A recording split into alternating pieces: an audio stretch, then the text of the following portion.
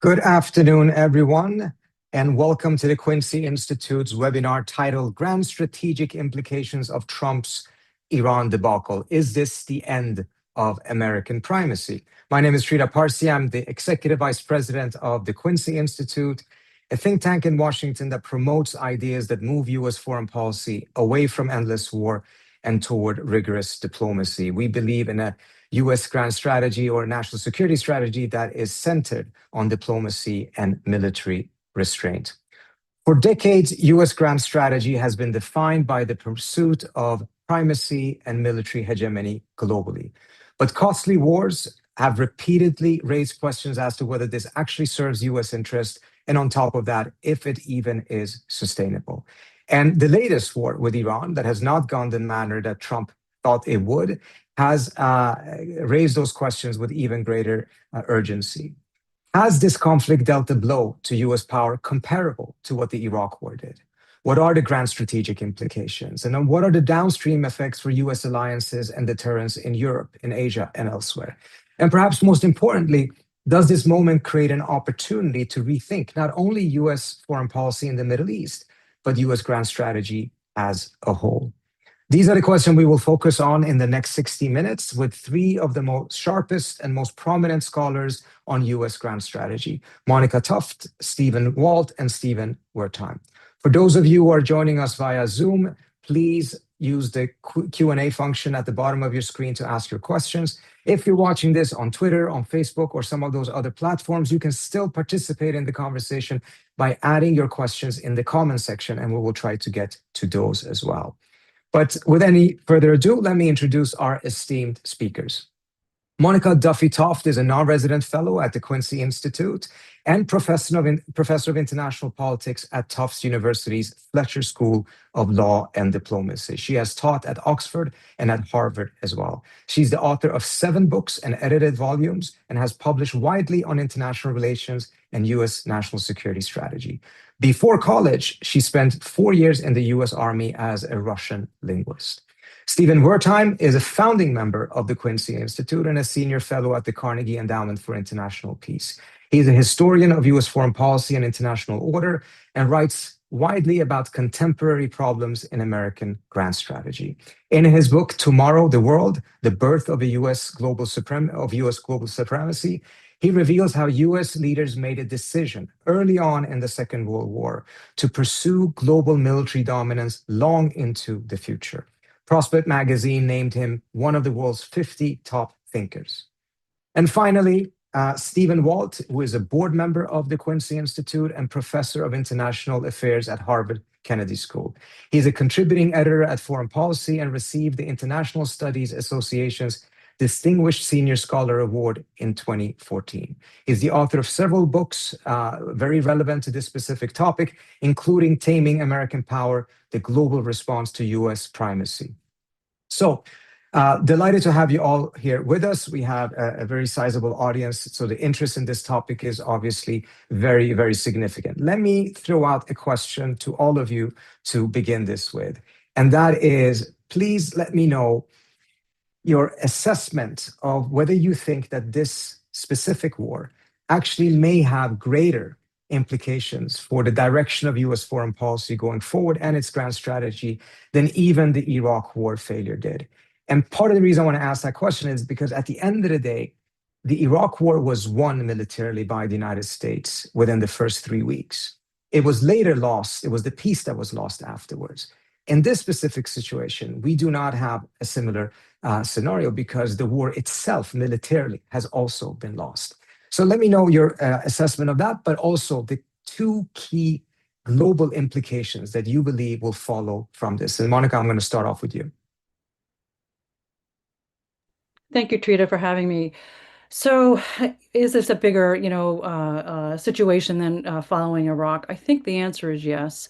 And I think it just comes down to credibility. The United States has shown that it's not going to consult with its allies any longer, that it's going to just go in unilaterally and start wars. That was a question mark before.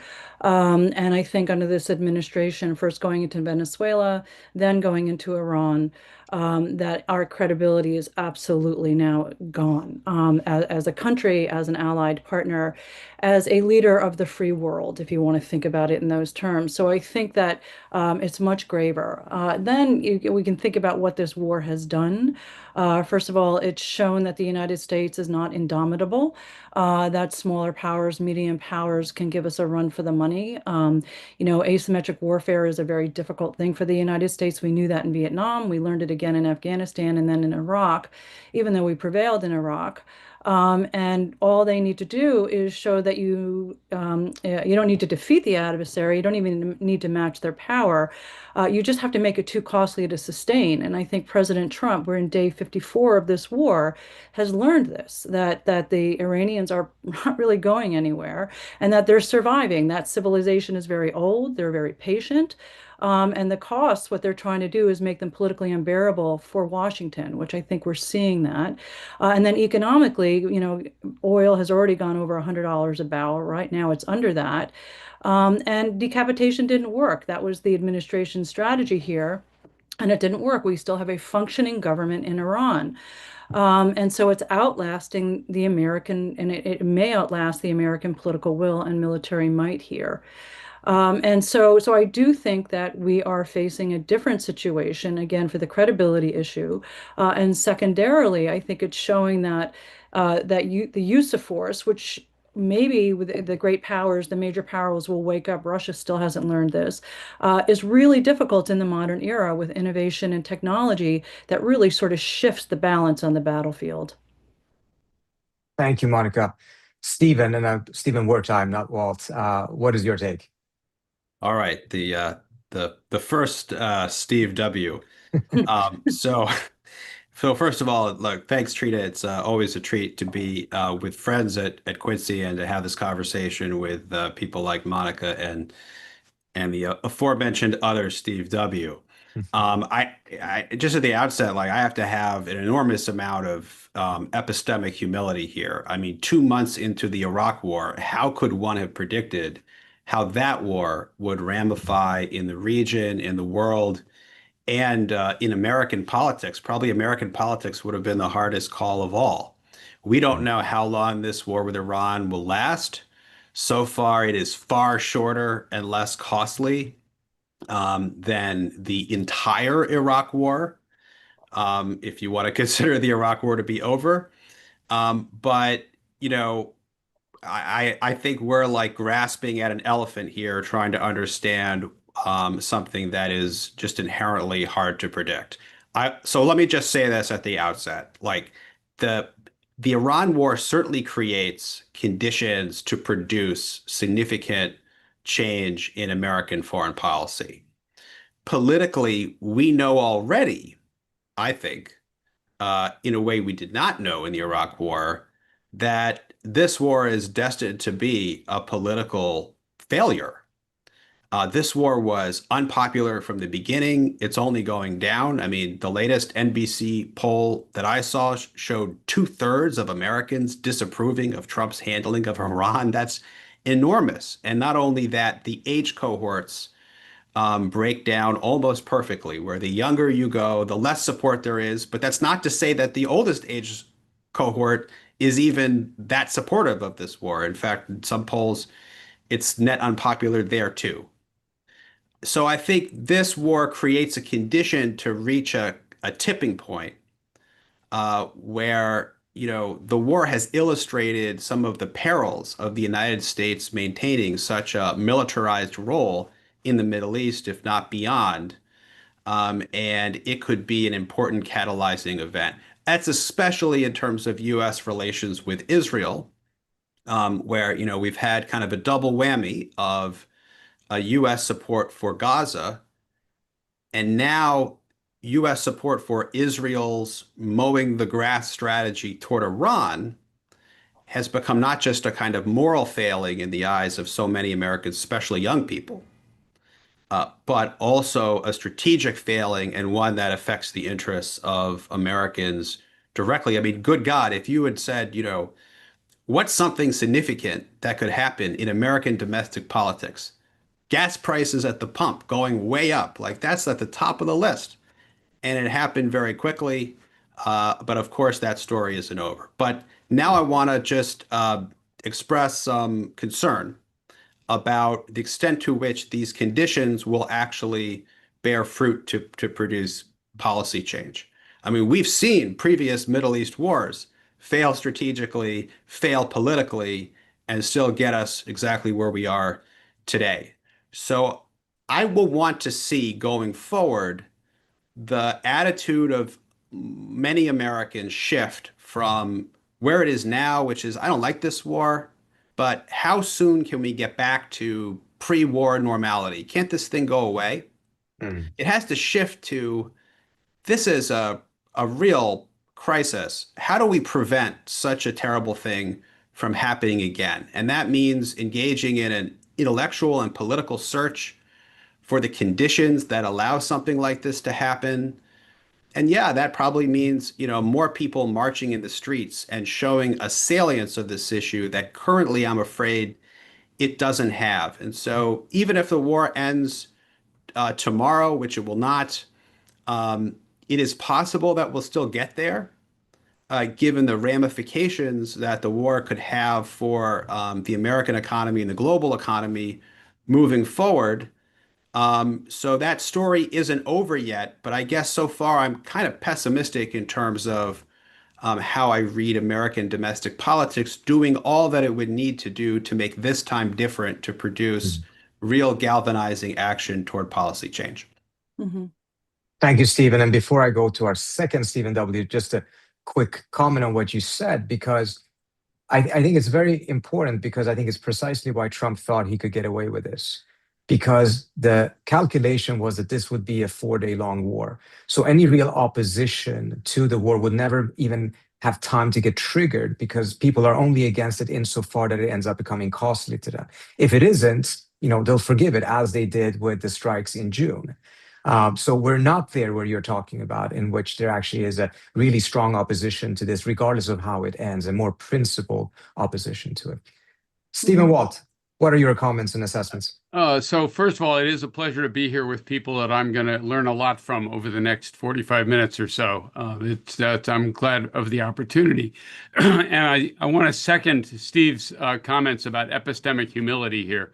It's early days, and the full ramification of this is impossible for anybody to forecast. That said, I will go out on a limb and say I think this is actually a more significant blunder than the earlier blunder in 2003.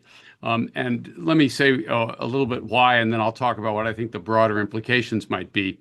I mean, first of all, the Iraq War did achieve regime change. By the end of it, Saddam Hussein was gone. That created a new set of problems, but there was a genuine success, a political success from that war. And it's worth remembering that George Bush's approval ratings went through the roof. Quite different, as Steve said, from what we're seeing with Trump in this war as well. Also, in the case of this war, we've gotten a government that's not been eliminated, but in fact more hardline than the one that preceded it, which is not exactly what they intended when we started the war. Second, the Iraq War did not have profound consequences for the rest of the world. And it did have some. I mean, the creation of ISIS did have repercussions in a variety of different ways within the region and even into Europe and elsewhere, but not nearly as profound as I think we're seeing already come from this war, and are things that are likely to get worse. Economies in Europe, in Asia, in the developing world are all going to be profoundly affected by this. Some possibility of a real global recession. Again, the Iraq War didn't cause anything like that. There's going to be widespread hunger in parts of the world as a result of this war, because fertilizer precursors are not getting out the Strait of Hormuz as well. You have, I think, a genuine possibility of stagflation occurring in a variety of places that then, as we saw in the 1970s, lasts for years. Doesn't necessarily get fixed. So I think there's a real chance here that this will have much more profound global consequences than the Iraq War did for all the variety of reasons. Third thing, this war has taught Iran something that was theoretically known but not been proven, namely that they have real leverage here because of geography and because of their ability to shut the Strait of Hormuz. This war has turned into a proof of concept for any Iranian government going forward. And that's not necessarily a concept we wanted to have proven as well. And this is going to force, I think, a fundamental rethinking of how we approach Iran as well. And then finally, this war, unlike the Iraq War in 2003, has caused collateral physical damage around the Gulf, raising real questions about their overall, if you want to call it, business model of relying very much on American protection, being closely associated, and assuming that the environment would stay peaceful enough and allow them to be engaged in international business in a whole variety of ways. All of that now has to be rethought, if not reconsidered. So if you put all of this together, I think this is going to have more profound consequences than the Iraq War did. The two big implications I see in this, first of all, and this echoes some of what Monica said, this casts real doubt on American judgment and competence. All right, the Trump administration assumed this would be over quickly, that they would get regime change, that the government would just collapse, ignoring the overwhelming evidence from many cases that this is not something you can accomplish with air power, ignoring the advice they got from inside the administration not to do this as well. And now we're seeing the administration basically making it up as it goes along. There was no plan B, no preparations for what would happen if Iran proved to be more resilient, etc. And this matters because American influence in the world isn't just a function of wealth or power. It's also a function of other states thinking that the United States knows what it's doing. Not that it's infallible, but it generally knows what it's doing. It thinks things through clearly. It can execute a plan in a competent fashion. The Trump administration has, I think, sent a message to the rest of the world that that's not the case anymore. And that means other states are going to be less likely to rely on American advice going forward, at least for a while. Second, the other message this war has sent is that the administration really cared about only one other country in the world. All right, the Europeans weren't consulted, would have opposed this. Asian countries weren't consulted, they would have opposed this. Our Arab allies, to the extent that they were consulted, their advice was ignored. We basically took Benjamin Netanyahu's advice that this would be easy to do, despite the fact that he has a terrible track record of forecasting events in the Middle East. So the recognition that the United States didn't care about any of these other countries around the world, right, is not going to be lost on them. That they are going to, I think, increase the tendency to diversify their ties away from the United States, be less reliant on the United States as well. I read this morning that Mohammed bin Salman, the Crown Prince of Saudi Arabia, got on the phone with Xi Jinping in the last day or two. I don't know what was said. I don't know if that's absolutely true, but if it is true, it's hardly surprising under these circumstances. And that will have some, I think, profound effects going forward. So this is, in fact, a big, an unfortunately negative event for the United States, possibly also for the rest of the world. Let me stop there. We'll get into some of these other questions, Excellent. I'm sure, as we proceed. Thank you. Thank you so much. Those are excellent points that were raised. And all of those negative repercussions nevertheless happening, despite the fact that the worst of the things that could have happened in this war actually were evaded through the ceasefire. I personally think that Trump got quite lucky that he got that ceasefire, because the trajectory was going to be even worse in these last couple of weeks had it not been secure. But still, you're painting a very, very dire picture of what the consequences would be. Monica, you mentioned in your comments that there is this pattern in which asymmetric warfare against a superpower can prove to be quite helpful. You've written extensively about how strong states lose asymmetric wars. Now, Iran's strategy, as you pointed out, has been to just raise the cost to make it intolerable for the United States, not necessarily match the US militarily or even defeat the US militarily. But does this potentially provide a blueprint for other states if they want to start challenging US primacy in various regions? Or was this very much specific to this region because of its peculiar geography in which the Iranians, as Steve pointed out, had in theory this ability to close the Strait of Hormuz, but actually turned out that they really could. The proof of concept was provided. Is this a unique scenario, or do you think it is replicable by other challengers of US primacy? It's a great question, Trita, and I think tragically, actually, it was completely predictable. If you look at data, and it's not just my data, other people, my husband, in fact, Ivan Aragin Toft, cataloged this, that since the 1950s, great powers have only been winning 50% of the time. So it's a crapshoot. So again, Vietnam, Afghanistan took out two great powers. Iraq was a real slog for us. And then, of course, you look at Ukraine. And the issue is that terrains can be shaped. They can be, so geographies can be shaped based on what you need to either stop a victory by a great power or actually to prevail. And we see that in Ukraine over the last 4 years. And Iran was watching this. Look, Iran is a smart country. It's watching what's happening. It saw what happened in Armenia and Azerbaijan. Azerbaijan defeated the Armenians with a drone swarming. It was the first time we had seen that in battle. And so then the Ukrainians adopted drones, and here we are with Iran using drones to go after American assets.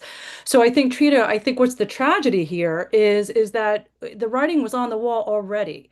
If we had learned our lessons from Vietnam and then moving forward from Afghanistan into Iraq, and we were just cocky about it. And so one of the things I talk about in my new book is the hubris humility index, and it's not that the scale runs from bad to good. Leaders need both humility and they need hubris, right, in order to act, right, and assert certainty. But they also need to update on new information. And what I see is these leaders, in particular Trump, you could say Putin. I think Xi has updated, by the way, which is why I think he's going to be resistant or reluctant to go into Taiwan.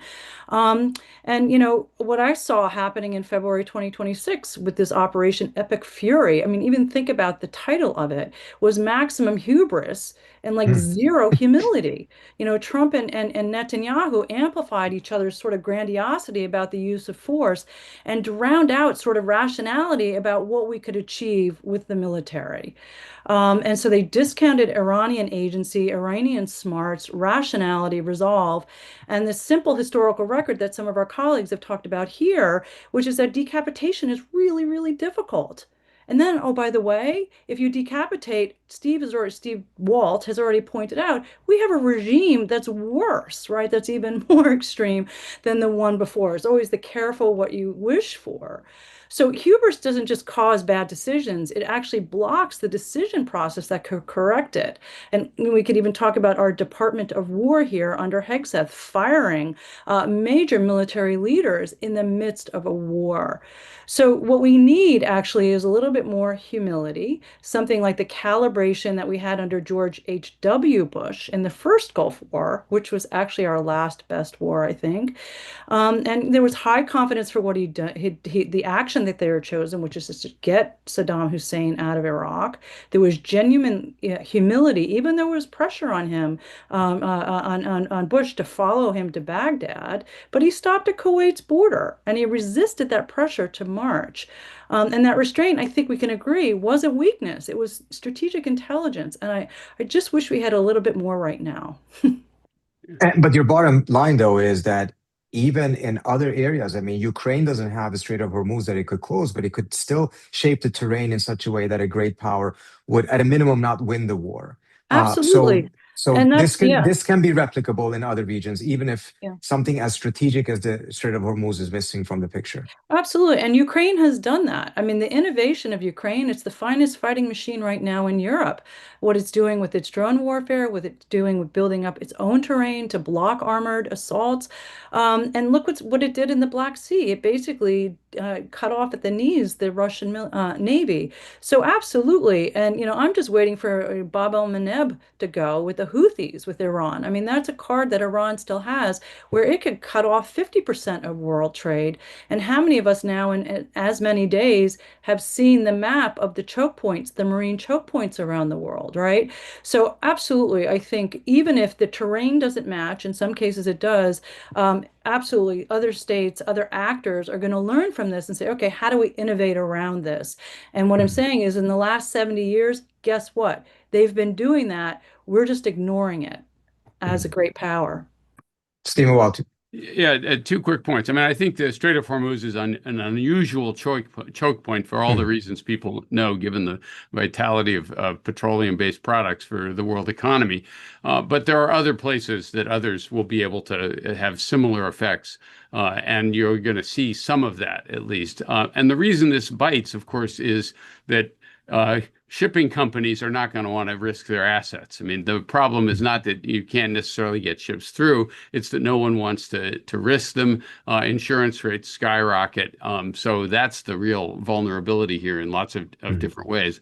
The other larger point, though, is that what's also going on here is a symmetry of motivation.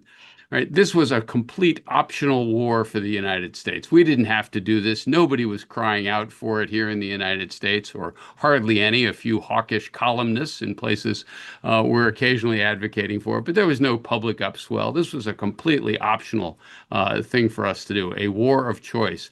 For Iran, this is completely existential. This is survival of the regime, survival of, in their view, their entire society. So they're much more willing to pay a large price here than we are, as indeed they have. They have paid thus far a larger price than we have. And that same situation is going to replicate itself in other places around the world, where weaker but highly motivated adversaries are going to be willing to do things in response to optional sort of wars of luxury that we decide to wage. And that's something we need to bear in mind before we start, pulling out the military tool and assuming it will solve every problem for us.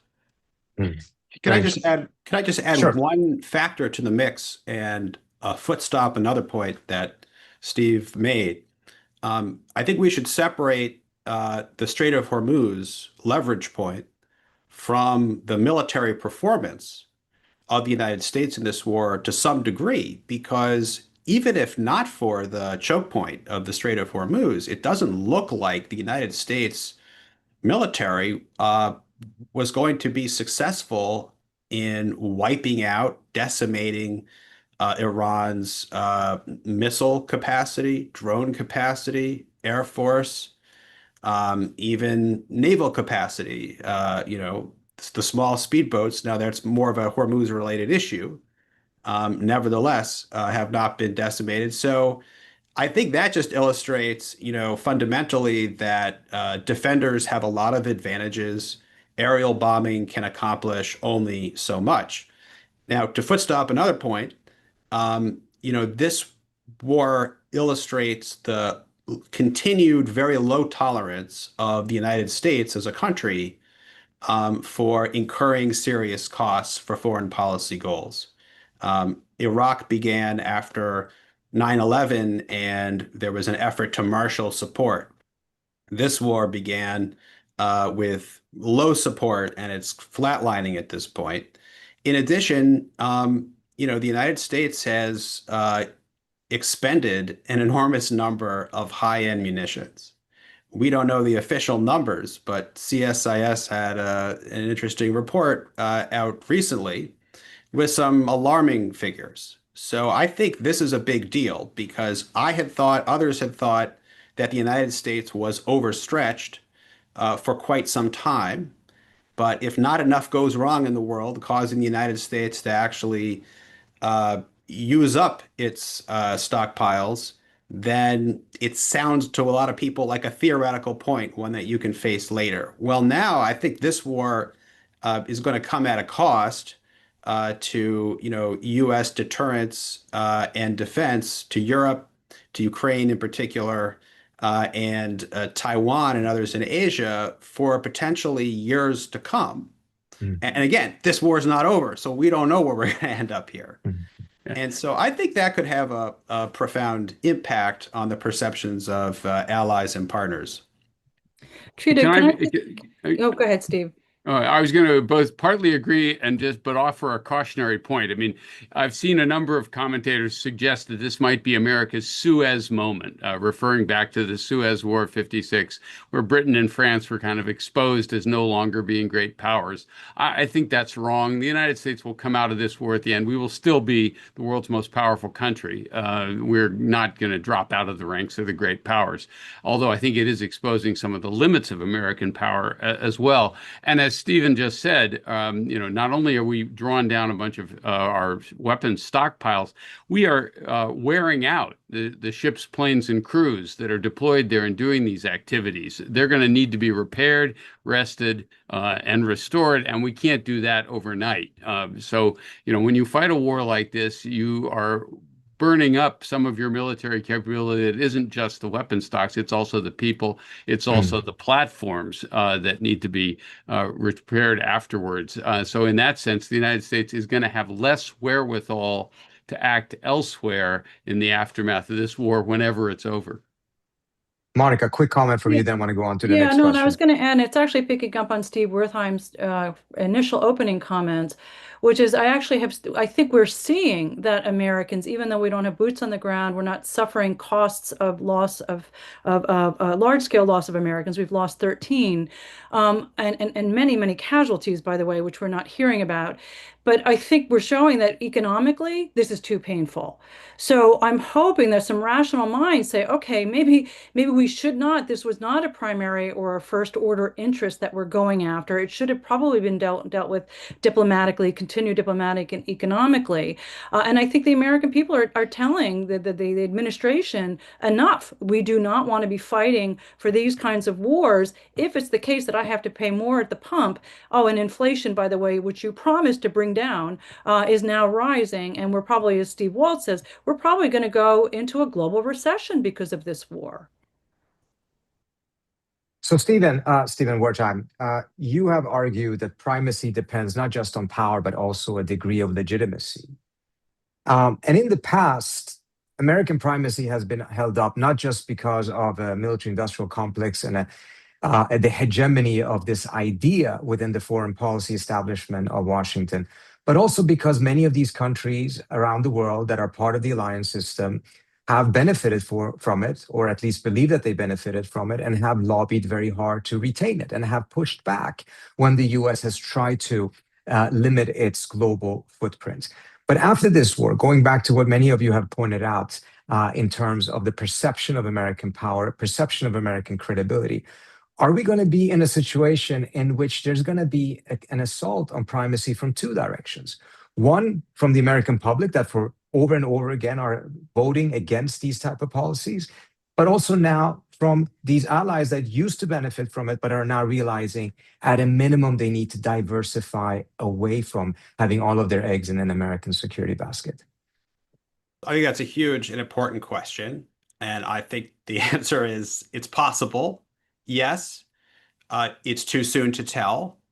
You're absolutely right that allies are a key constituency for American primacy. They're an important voice in policy making, even in American politics to some degree. And for, the past almost 4 decades of the post-Cold War world, they have generally reflected back to Washington what it wants to hear, that the Allies stand behind U.S. global leadership. They don't just say, we value our alliance with the United States. They express appreciation for what the United States is doing in other regions too. And we saw that very much under the Biden administration, where Asian allies would express strong support for U.S. support for Ukraine, even though one could argue that U.S. resources were finite, and that might not have been in their interests. So, I think this war, again, has the potential to change this calculus, in part because, first of all, it's coming in an era of arguably emergent multipolarity. In other words, countries have other places to turn besides the United States. And second of all, it's coming after a series of Trump shocks, not just the first term, but the second term, Greenland, et cetera, et cetera. So one thing it shows vividly is that American allies and security partners have conflicting interests. I mean, in whose interest was this war other than Israel? We hear different things about what some Gulf countries thought and were counseling Trump prior to the war, but basically this is a war that favors Israel. At least certainly Israel wanted the war, and comes at the expense clearly of American allies in Europe and Asia, and potentially every other American partner in the Middle East. So I think it should be a wake-up call to American allies that they face different interests. Secondly, it again shows, the limits of American resources and good judgment. The fact that the national security strategy by this administration was released like 4 months before the start of this war, and in every way contradicts exactly what President Trump did with this war, a new regime change war in the Middle East, which it was supposed to deprioritize. I mean, it just shows the poor quality of American governance. And frankly, how the fact is that if allies want American protection, they are in competition with each other right now. So I think there's, more potential than before for allies to rethink their basic approach to these matters, whether they want to hedge a little bit from the United States, or even de-risk from the United States, as Europeans now talk of doing, language once developed to talk about China, now applied to the United States, or whether they want to remain close to the United States. They may need to appreciate that the United States is overstretched, has limited time and attention. And so, continuing to feed back to Americans that the United States must be the world leader everywhere all at once is actually not in their interests. And that does create some new possibilities going forward. The amount of time many of us spent analyzing, writing, thinking about the December NSS now feels like a complete waste of time. But on the point that you raised, Stephen, could there not also be a shift in which some of them will conclude that, yes, pushing for global American primacy was a mistake, but that this actually provides an opportunity to tell the United States, be more selective, but select our region? If the GCC, for instance, ends up choosing to phase out most of the GCC bases, 17 or 19 of them, because they turn out to be of little use, that makes European bases that were actually used extensively in projecting power in this war more important. So could we end up going away from a global primacy, but a lot of these different states still nevertheless pushing even harder, actually, that their own American security umbrella should be kept? Well, absolutely. I think that's probably exactly what it would mean for these countries to shift away from support for global primacy. And, they could all sort of cancel out because the United States struggles to genuinely prioritize one region after another. So this kind of shift alone, doesn't add up necessarily to grand strategic policy change.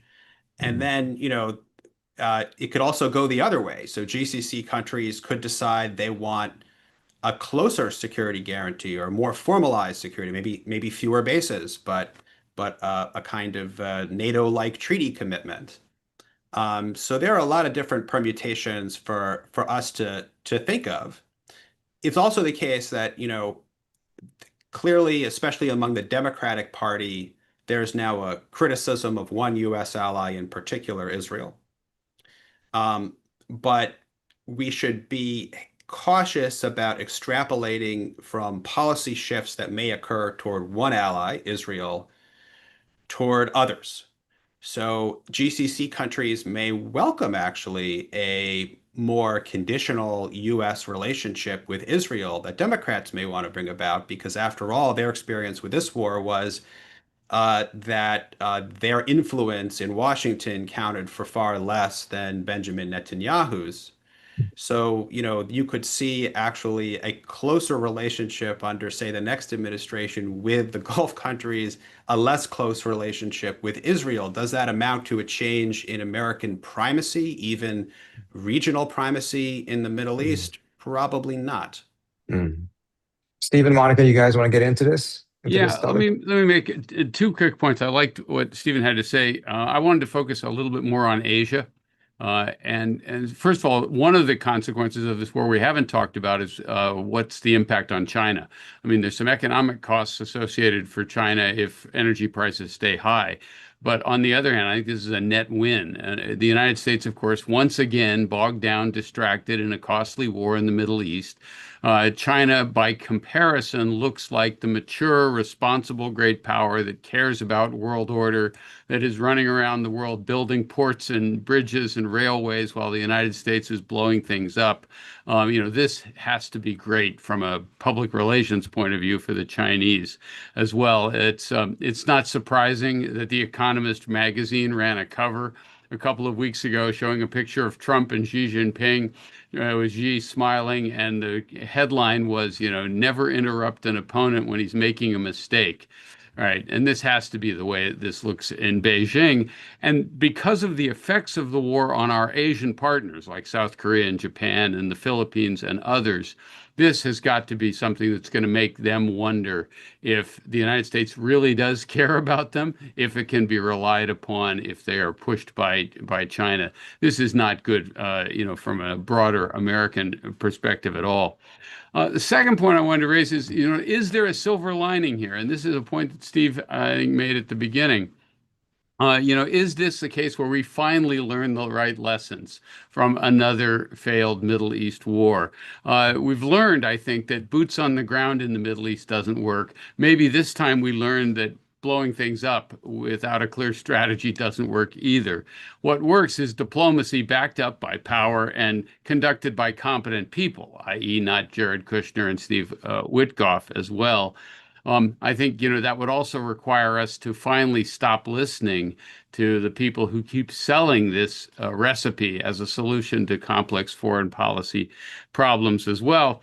And so going forward towards the Middle East, one could at least imagine a focus where the United States goes back to wanting to preserve stability in the region, not trying to disrupt it or transform it or engage in regime change, where we have normal relations with all the countries in the region instead of a special relationship with one or two and no relations at all with some of the others as well, which of course is what China does, right? And where we reduce the American military footprint there substantially, with the capacity to intervene if there was a serious problem like the first Gulf War, a real threat to the local balance of power, but otherwise, staying as disengaged from the region as possible.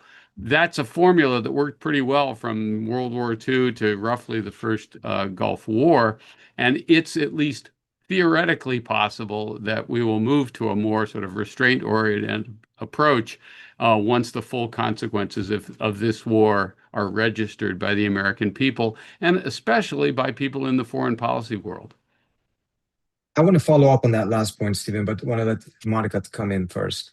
Yeah, so it's a nice follow-on to both Steve's. And the first point is about, I think for Steve Walt, I think the American public is already ahead of the strategic class on this, not us at the Quincy Institute. But the question is, they're already feeling it.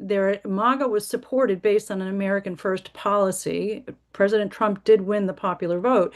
So the American public seems to be out on this. And actually, if you look at polling of Americans, they think that the United States needs to be involved in foreign policy, but it doesn't necessarily have to be the first mover. It's okay to be in the second place. But the elite, whoever these elite are making these decisions at this particular moment. And then, of course, we want to talk about the military-industrial complex. The big winners here are going to be those who are rebuilding the American military, looking at the weapon systems that worked and didn't work, and thinking about the next war. So that's kind of unnerving because we were warned about that again decades ago. And then on allied diversification, I think that's great, Trita, great question.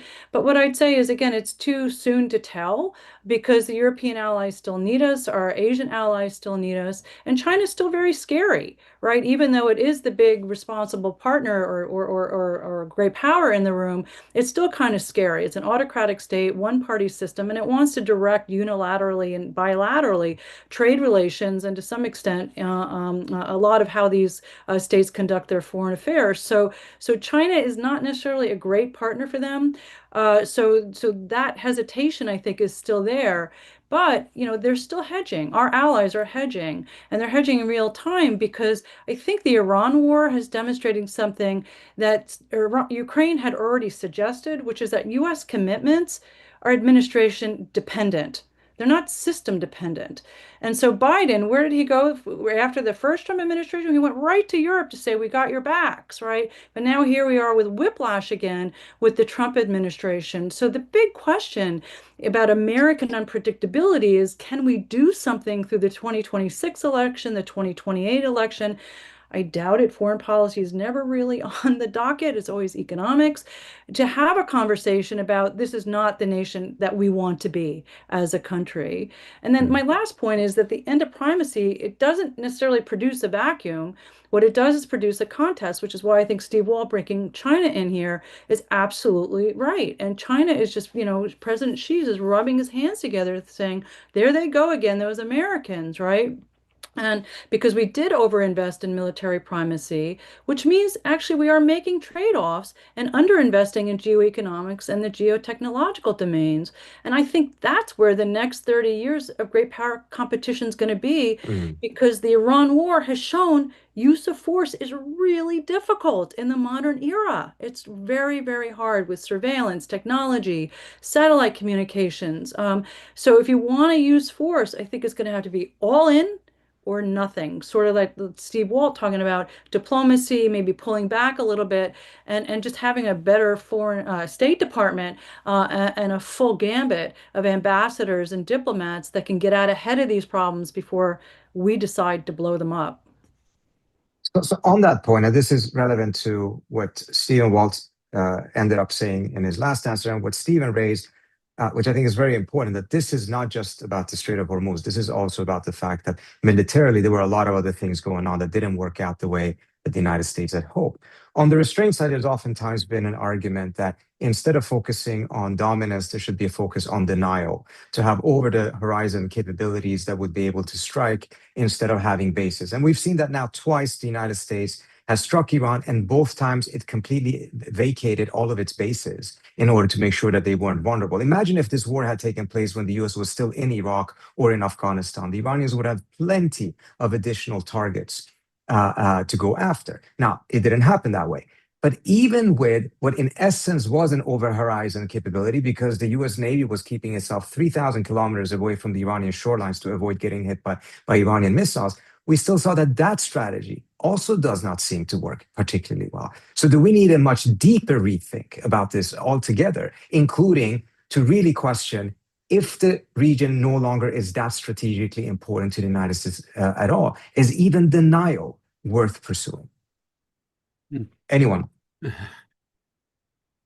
I think the United States still has an interest, as is being demonstrated now, in making sure that energy and other supplies that come out of the Middle East continue to flow to world markets, not because the United States depends on them directly, but because the price affects economic conditions everywhere. We've talked a little bit about fertilizer as well, now heavily produced in the Gulf and critical for farmers around the world and therefore for people around the world. And the United States doesn't want to be in a position, doesn't want the world to be in a position where any single power can cut that off. Right. And of course, Iran has now shown it has some capacity to do that, which means long-term security arrangements in the region that make that much less likely to occur are in everybody's interest.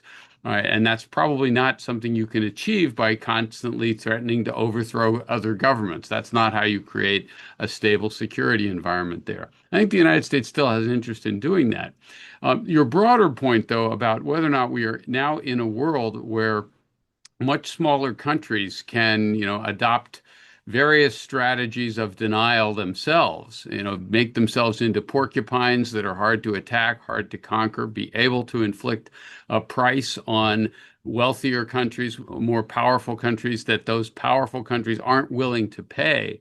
I think that is, part of where military technology is taking us, as we see in Ukraine, as we see in this conflict as well, and the inability now of even very powerful, very capable militaries like our own of operating up close to potential adversaries, taking expensive, high value assets like aircraft carriers or other warships up close to an adversary, even a much weaker adversary, is now something we don't want to do. We've talked a little bit about public opinion. What would happen in public opinion in the United States if one major American warship were actually sunk somewhere near Iran, etc.?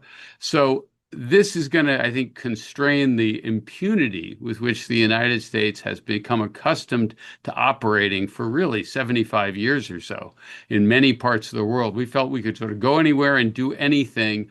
It was a question of whether it would be military effective, but not whether it would be militarily risky. It gets back to what I said about the difference between putting boots on the ground and just operating at a distance. That's going to be more difficult, it seems to me, than it used to be. Last point, even if we got good at operating from a distance, relying heavily on missiles, etc., that doesn't allow you to dictate the political conditions on the ground. You can blow things up, you can remove leaders, but you can't determine what the political fate of that society is going to be. And until we wean ourselves off the belief that we can control local politics from 40,000 feet or from 500 miles away, we're going to find ourselves stumbling into conflicts like this over and over again. Yeah, Trita, I'd just like to add that, denial, is necessary. I mean, I think Steve Walt made that, but it's not sufficient, right? So it's worth pursuing, right? Because you don't want another state to deny your sovereignty in any meaningful sense, right? And I think, in the case of Iran, the problem is that we thought that the use of force was going to be not only it was necessary, but then both sufficient. And so the problem that we face is that the US's strategy, its grand strategy, is that it's treating every challenge to the US as an emergency requiring a military response. And so now we're seeing us burn through even more resources and credibility, right, at a ridiculous rate. And we're not getting these strategic wins. So I think denial is worth pursuing when you have sort of an objective that you're trying to achieve, but it has to be a positive objective. And I think the problem right now is we're thinking about where the United States needs to go next is what is it that we're trying to build to? After, World War II, it was the whole Bretton Woods order in order to contain the Soviet Union. And right now we're kind of at a loss. What is it that the United States is trying to achieve in terms of its denial strategy? It doesn't have to be the liberal international order, but it needs to be something that's not just defensive, but actually is building towards something that maybe the United States stands for in some way. It could be just global stability. That's simple. That's China's, right? China doesn't get involved in the internal affairs of other states. It wants free trade, or it wants markets to be open, right? And it just wants global stability. The question is, what is it that the United States wants if it's the case that it cannot any longer pursue primacy as that objective that it appears it was trying to achieve from at least 89, if not 91 forward? Can I just make just a couple observations on this theme? First of all, the United States, to my mind, has one clear permanent interest when it comes to the Middle East. And what I mean by permanent interest is not an interest that's generated circularly by the United States already committing to do things in the region or stationing people in the region that then creates an interest in protecting what the United States has committed to. And that is to see the sea lanes open, not closed, not causing global shortages economically. And it was US military action that brought about the very problem that it is supposed to prevent. Not only that, it appears that the United States does not have a very good military option for forcing the strait open. presumably President Trump would have exercised that option. Now he's done this second blockade. That seems to have actually gotten in the way of making a diplomatic agreement that could have lifted the original one. But, in theory, that could be used effectively for coercive leverage toward an agreement. But we get this recurrent story where, in theory, military capability ought, if used wisely, to allow the United States to do things that will pursue its interests. But in practice, how many times have we seen, particularly in the Middle East, that the United States uses its capability unwisely and in ways that damage its own interest? So, I'm inclined to agree with the other Steve W. that, the United States needs some ability to project power into the region. There are real interests here. They're limited, but they're not zero.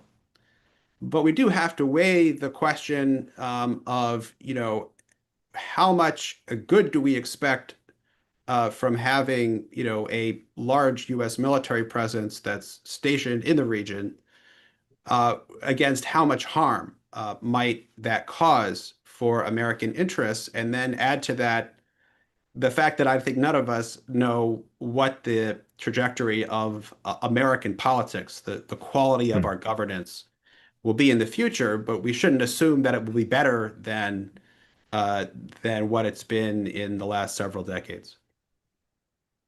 Someone mentioned silver linings earlier on in the conversation, and one of them obviously would be if there is a movement stronger than what we saw after the Iraq War towards or away from primacy and towards restraint. I think Stephen Wertheim, you pointed out that the NSS was not a step towards restraint, but it was a step away from primacy. What is needed to be done to make sure that the lessons of this translate into actual action away from primacy and towards restraint? I'm going to start with you, Monica. I think you're on mute. Sorry, Trita, can you just repeat it? What is about what are the restraint? concrete measures that need to be taken to make sure that what we learn from this is not just a movement away from primacy in a temporary fashion, but actually a positive movement towards a restrained grand strategy? That is a really difficult question. And as you know, I wrote that book on dying by the sword. And I've already mentioned the military-industrial complex. I mean, there's real embedded interests. What we have to do is move away from the sword as our sort of inclination in how we conduct foreign policy. President Trump's administration is just sort of the apotheosis of it. It's kind of scary. When Venezuela happened, I was nervous because I thought, oh, that went exceedingly well for this administration. They're going to get cocky. And then we have Iran.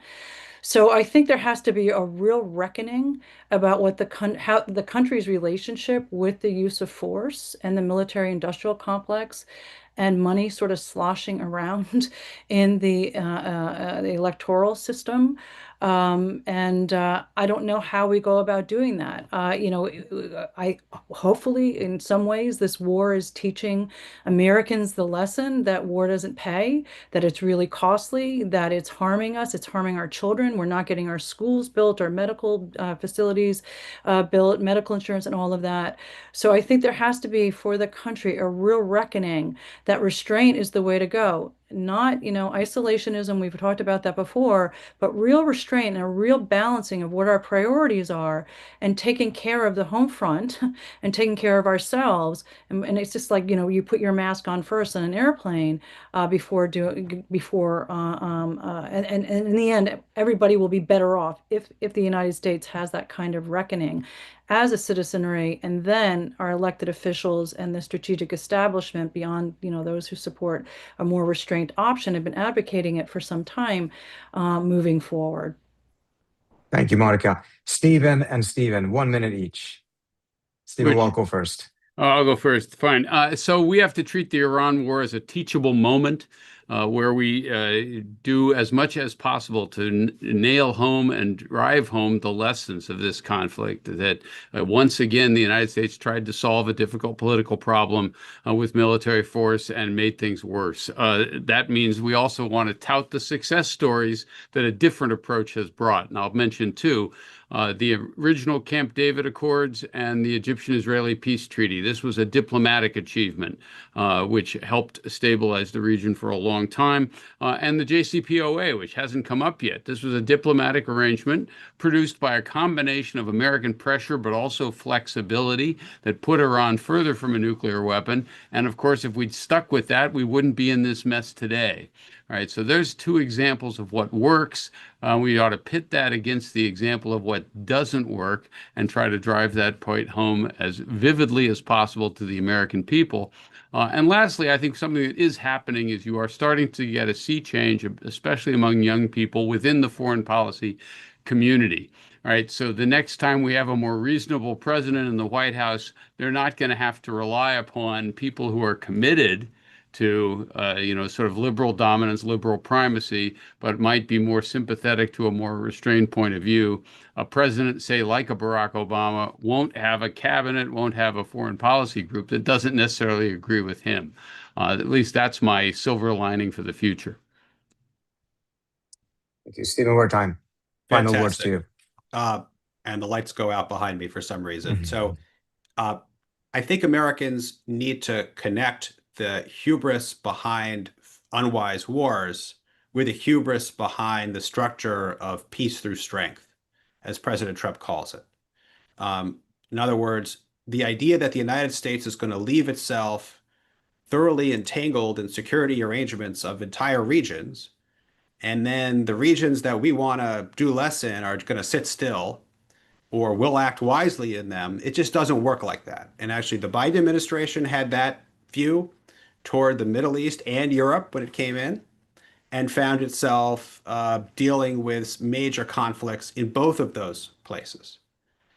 President Trump has the same kind of hubris manifested in a different way. So look, if we want to keep pursuing the kind of commitments and military presence that the United States has now, support President Trump's request for a $1.5 trillion annual Pentagon budget. Maybe it should even be higher. If not, if we don't like what we're doing in Iran, we should pull back from regions that matter less to us, or regions where the United States makes things worse at least as much as it makes things better, or where others can carry the burden of their defense, not just us. Excellent. Thank you so much. And thank you to you, Monica, to Stephen Walt, Stephen Wertheim. Excellent conversation. We will post this on YouTube within a couple of hours of this.